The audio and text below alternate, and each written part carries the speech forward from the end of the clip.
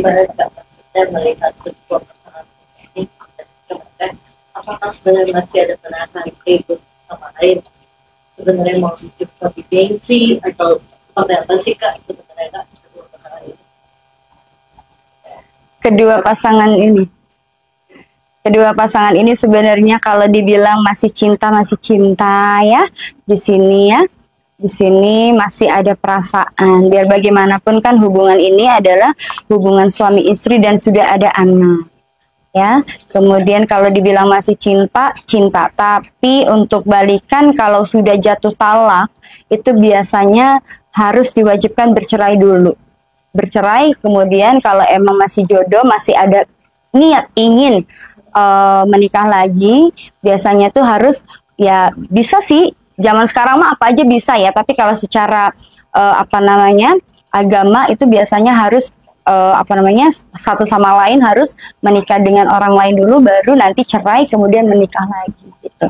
Jadi kalau disebut gengsi betul ya, apalagi di sini sang wanitanya yang merasa aku juga sudah sukses kok tanpa dia gitu. Jadi kalau dibilang gengsi betul, ada rasa gengsi dari sang wanitanya. Oke. Kemarin kan momen yang satu adalah ketika dia masih jalan terus mereka lagi di Jepang sedikit beliin kado.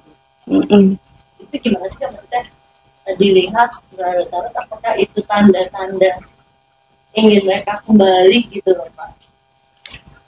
Ya kalau aku lihat kan di sini itu tadi namanya juga wanita ya, dan di sini sebagai wujud rasa sayang, rasa cinta, dan juga karena di sini sifatnya masih sayang sebenarnya ya, cuman karena keadaan dan sudah ribut-ribut dan juga mereka mengerti agama ya, sehingga di sini juga ya kalau emang sudah seperti itu ya harus bercerai dulu.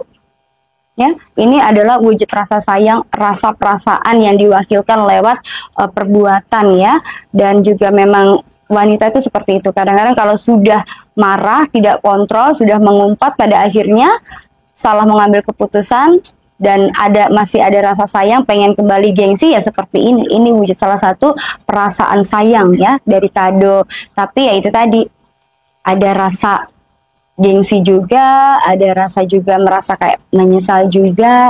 Sebenarnya kalau boleh dibilang waktu bisa diputar kembali, mereka menginginkan yang wanita menginginkan semuanya baik-baik saja dan tidak pernah ada yang namanya perceraian ini.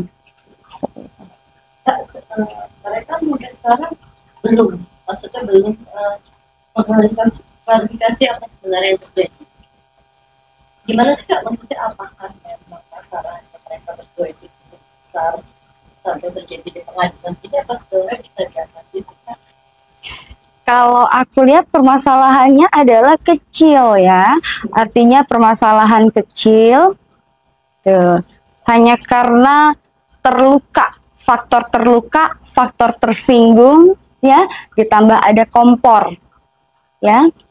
Jadi gosip-gosip yang rumor-rumor yang beredar itu tidak semuanya betul. Tapi kalau aku melihat di sini adalah karena faktor prinsip dan juga ada perkataan yang melukai di sini. Ya, ada perkataan yang melukai sehingga daripada ini berkelanjutan dan tidak baik dan sudah ada kata-kata cerai gitu kan. Kalau dalam Islam itu mengucap kata cerai itu sebenarnya pantangan kalau bagi mereka yang sudah menikah. Tapi kalau itu diucap berulang kali mengakibatkan ya harus itu dilakukan. Kalau tidak, hukumnya adalah haram kalau mereka melakukan hubungan suami istri. Seperti itu. Teman-teman netizen itu pada bilang dari Rian itu karena puasa. Iya. Anak itu gimana Pak? Benar nggak sih Kak? Kalau tentang Rian, seorang pria ini merujuk karena anak, ya aku bilang tidak sepenuhnya betul ya. Karena biar bagaimanapun namanya juga dia punya beban perasaan, ada perasaan sayang ya, masih sayang. Dan ini yang menjadi beban terberatnya ya. Ditambah lagi adanya anak, jadi bebannya itu double. Cuman ya itu tadi prinsip mereka yang pada akhirnya ya udahlah, daripada menyakitin lebih baik berpisah tapi kita masih tetap berkomunikasi dan berhubungan baik daripada tinggal satu rumah pada akhirnya kisruh dengan isu-isu dan juga dengan permasalahan prinsip yang mereka terus apa ya istilahnya terus berpegang teguh gitu. Pada akhirnya ya sudah, secara agama itu pun dilarang kan. Artinya mereka ini keluarga yang memang memiliki agamanya kuat ya, sehingga memang harus dilangsungkan perceraian ini. Seperti itu. Kemarin itu ada disebutnya masalah ranjang. Iya. Itu gimana sih Kak? Maksudnya benar atau tidak atau tidak? Masalah ranjang kalau memang sang wanita tidak disentuh ya nggak mungkin ada muana dong, betul kan? Berarti kalau mengenai masalah ranjang itu tidak betul. Yang jelas di sini adanya orang ketiga yang menjadi kompor dalam hubungan rumah tangga mereka dan mengungkit-ungkit masa lalu yang sebenarnya ini sudah kemarin ya, bukan sekarang ini gitu. Dan juga seseorang dari masa lalu ini memang punya niat yang tidak baik dan niatnya adalah memang apa ya, melukai karena rasa sakit hatinya sehingga diungkit kembali karena faktor orang ketiga. Kalau masalah ranjang nggak mungkin ada, kalau itu tidak disentuh tidak mungkin adanya anak, tidak ada buah hati ya. Jadi itu tidak betul, tidak sepenuhnya betul. Yang aku tangkap di sini adalah bahwa adanya orang ketiga yang memang memiliki faktor sakit hati, dendam ya, apa yang dia rasakan harus terbalaskan. Seperti itu. Itu dari siapa Kak? Itu dari pihak. Dari pihak sang pria. Oh. Ya. Berarti akan dijelaskan mereka akan tetap bercerai tapi damai. Iya.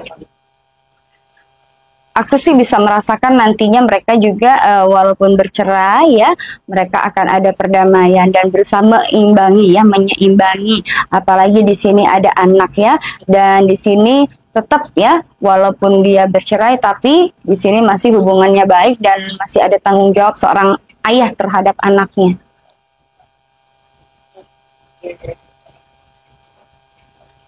Pasang Pinter nih.